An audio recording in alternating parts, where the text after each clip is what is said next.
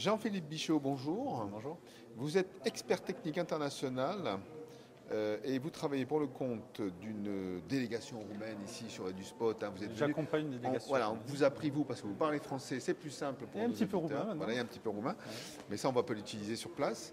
On va parler de formation technique en Roumanie puisque vous êtes détaché auprès de l'ambassade de France auprès du ministère de l'Éducation nationale, c'est ça? Tout à fait. Donc à l'origine, je suis un inspecteur en sciences et techniques industrielles dans le domaine de l'enseignement professionnel. Et depuis 2 ans maintenant, je suis détaché au ministère de l'Éducation nationale roumain à Bucarest par le biais de l'ambassade de France, dans le cadre d'accords de coopération éducatif. Alors la Roumanie est un pays qui est en pleine explosion démographique, économique, Alors malheureusement pas industrielle. démographique, Pas tout à fait, non, pas démographique. Au contraire, je dirais, il y a beaucoup de Roumains qui partent de la Roumanie. Il y a une hémorragie de la main-d'œuvre. Actuellement, il y aurait entre 5 et 6 millions de Roumains qui travaillent en dehors de la Roumanie, sachant qu'en Roumanie, il y a 19 millions d'habitants. Donc c'est un véritable problème pour la Roumanie d'avoir tant de Roumains à l'extérieur. C'est un problème pour les entreprises qui aujourd'hui se développent effectivement, puisque la Roumanie est un pays très très dynamique. Beaucoup d'entreprises sont installées, beaucoup d'entreprises françaises. On connaît Renault, Dacia, mais vous avez toutes les entreprises du CAC 40, Engie, Alstom, etc. sont présentes en Roumanie et ont des difficultés à trouver des jeunes spécialisés. Et il y a un véritable problème de main-d'œuvre qualifiée aujourd'hui en Roumanie. Alors, donc vous travaillez sur le sujet de la formation technique Oui, tout à pour fait. pallier justement à ce souci d'hémorragie. Donc, pas pour pallier pas forcément par rapport à ce souci démographique, mais par contre, le système d'enseignement professionnel et technique est en train d'être rénové. Il y a une grosse réforme sur la formation professionnelle et technique. C'est une priorité du ministère de l'Éducation nationale roumain de développer et de valoriser ces formations professionnelles et techniques. Donc je suis là en appui de l'action du ministère pour apporter mon expérience sur le terrain. Alors qu'est-ce que vous êtes venu chercher sur EduSpot avec la délégation? Échanger, trouver des idées? C'est quoi l'objectif? Alors l'objectif premier, effectivement, c'était de découvrir des systèmes, des équipements pour les lycées techniques, les lycées professionnels en Roumanie. Aujourd'hui, la plupart des lycées ont des installations, des équipements qui sont un petit peu obsolètes. Donc il y a un gros plan de renouvellement d'équipements et puis on vient chercher des idées, on vient chercher des solutions. Et pour nous, les équipements numériques, didactiques, sont très très très intéressants parce qu'ils sont attractifs, ils sont interactifs. Donc ça pourrait être un premier niveau d'équipement dans certaines filières techniques. Je pense par exemple, je viens de voir un poste de soudage en réalité virtuelle. Donc c'est tout à fait intéressant pour un lycée qui veut s'équiper avec ce type de machine plutôt que d'acheter du matériel lourd qui nécessite des installations d'aspiration, etc. Donc commencer par un premier niveau d'équipement en réalité virtuelle, par exemple, c'est très très bien. Et puis après, dans un deuxième temps, il pourra acheter des équipements réels.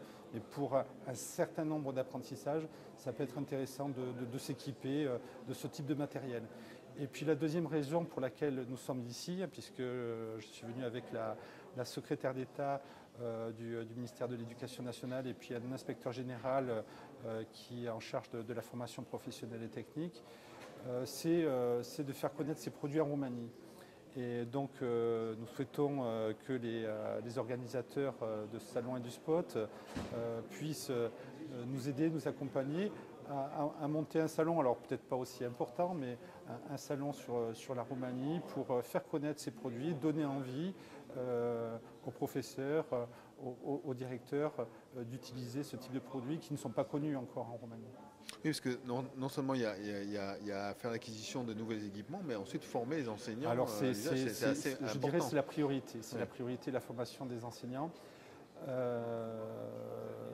Les enseignants bénéficient de formation, mais de façon assez assez réduite et peu de formation technique.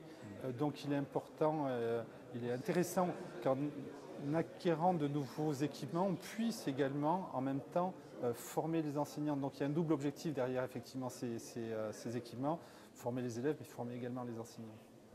Et la plupart des entreprises proposent, lorsqu'elles vendent du matériel, des formations pour les enseignants. Donc c'est intéressant aussi. Donc vous avez parlé d'un plan, hein, c'est un plan quinquennal qui est proposé, il y a une vision C'est une réforme sur une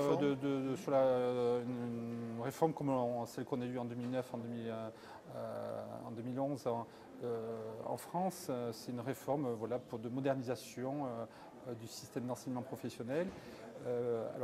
Parce qu'il y a énormément d'entreprises, parce que le taux de croissance est très très très important, parce qu'il y a une présence importante de la France en Roumanie et les entreprises ont un besoin crucial de main-d'œuvre qualifiée, je dirais du bac-3 au bac+3.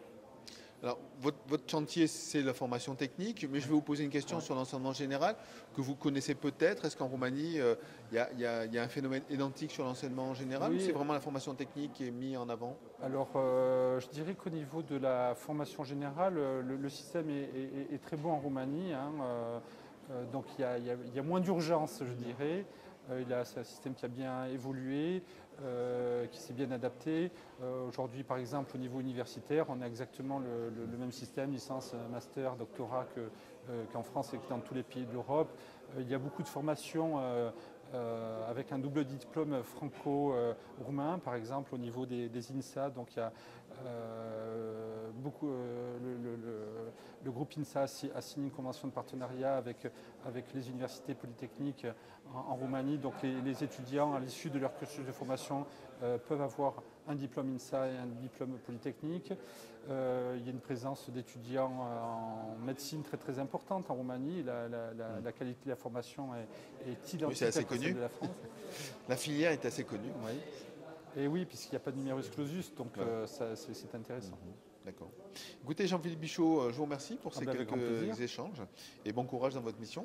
Écoutez, c'est une mission passionnante et je m'y emploie avec ardeur et plaisir. Merci. Merci.